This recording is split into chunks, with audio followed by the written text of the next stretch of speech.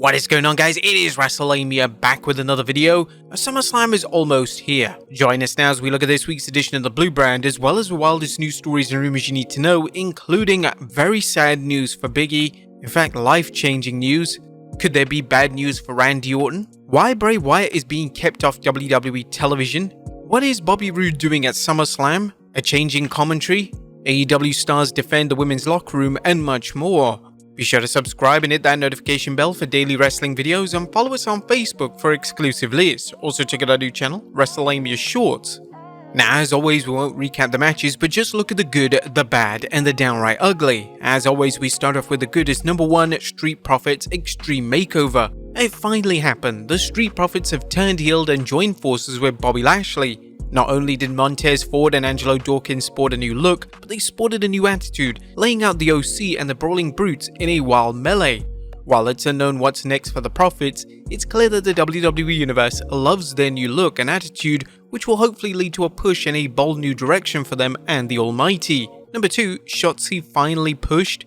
Speaking of new look, Shotzi showed up for the first time on television with her new look, continuing her terror campaign against Bayley. She's had a hit and miss push since debuting on the main roster, but a program against Bayley could change things, giving her time in the spotlight to show that she's more than WWE's resident tank girl, although we're still thrilled that the tank is around. Number 3, good hype video for Tribal Combat.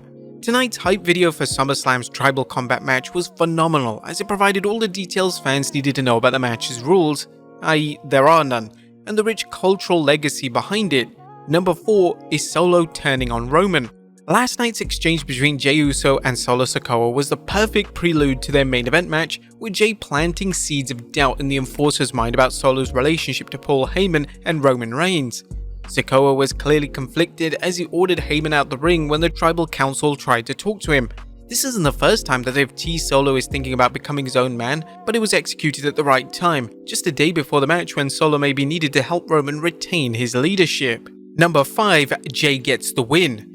Jey Uso vs Solo Sikoa was a serviceable match, but it was more about the ongoing Bloodline storyline than delivering a 5-star classic. This bout showed that Jey can handle anything Solo can dish out, and WWE obviously did this to make fans think Jey has what it takes to beat Roman Reigns. As we mentioned before, Roman's title reign is at a point where the best thing the WWE can do right now is to create true suspense that he's finally dropping the undisputed title, even if it's not gonna happen. Number 6, LA Knight starts things off right. Now, there's no such thing as a bad LA Knight promo. LA Knight started things off right on Smackdown, amping up the crowd and even adding some interest in Saturday's 25-man Battle Royal. Knight was on point as he mocked the Stooges assembled for the match while also putting himself over, making for a strong opener. LA Knight can do no wrong, and the WWE is finally starting to use him as they should, as an attraction who can liven up any show and any match, whether it's a polished turd like the Mountain Dew Pitch Black match, or the cash grab SummerSlam Battle Royal sponsored by Slim Jim. But that was the good. What about the bad? Is number 1, hype video overload. As good as the WWE is at creating videos, this was pure filler and a sad reminder that the Smackdowns before PLEs are often nothing but glorified pre-shows. Number 2, Io Sky shouldn't be losing to Zelina Vega. Io Sky has missed Money in the Bank and should not be dropping matches, especially to mid-card acts like Zelina Vega. While Vega fans might be happy she won, the win is unlikely to do anything for a push, and it diminished Sky's reputation as someone ready to break into the main event. And number 3, Sheamus deserves better. What in the blue hell has happened to Sheamus? The Celtic Warrior can't seem to catch a win no matter who he wrestles, and truth be told, his fellow Brawling Brutes members have been equally hapless. Sheamus deserves better, and he's shown that he still has plenty of miles on his career, and the WWE Universe is strongly behind him.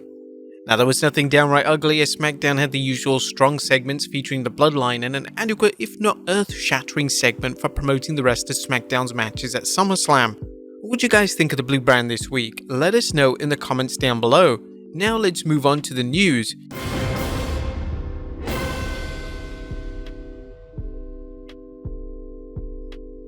Now first we look at very sad news for Big E, life-changing news. Atop of today's news is an inspiring story involving Big E and whether he's returning to the squared circle. The New Day's Muscle Man recently discussed things during their SummerSlam press conference, saying, "We did the year checkup and all that stuff looks great as well.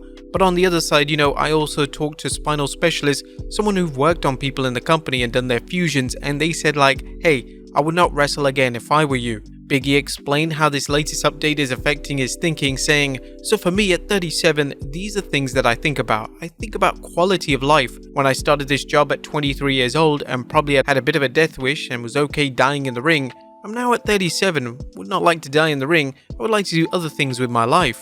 Although Big E doesn't appear to have ruled out a return to the ring down the road, it should be obvious that he's not going to jeopardize his health just to wrestle, especially given how he could have been paralyzed or even worse when he was injured in 2022.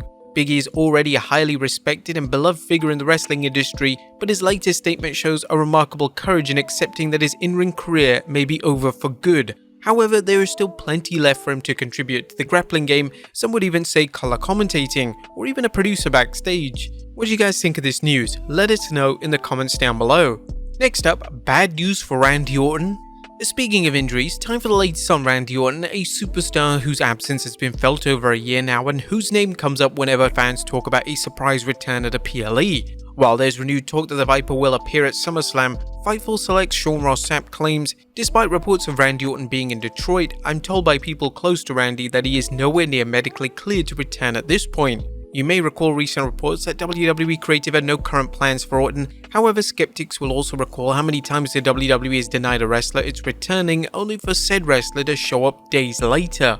Next up, why Bray Wyatt is being kept off WWE TV. Is Bray Wyatt really dealing with a medical issue? And if not, is Vince McMahon keeping him off WWE television?